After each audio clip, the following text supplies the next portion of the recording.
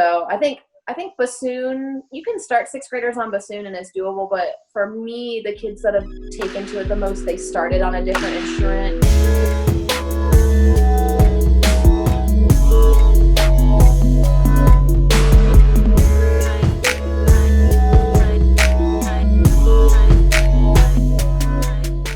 What are all the instruments in like the band? Okay. So in our program, we have flute, oboe, clarinet, bass clarinet. For saxophone, we have alto, tenor, and bari.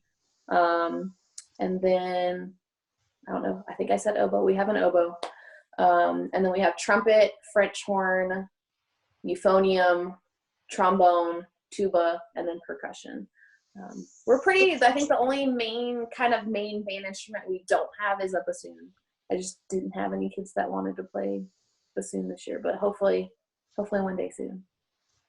Yeah. The bassoon, how come no one wants to play it? Because I always found that instrument to be really, I like the sound of it.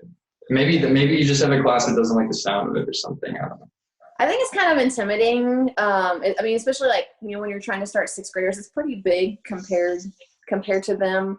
But I have a seventh grader that's interested. She plays flute now and she's interested in switching.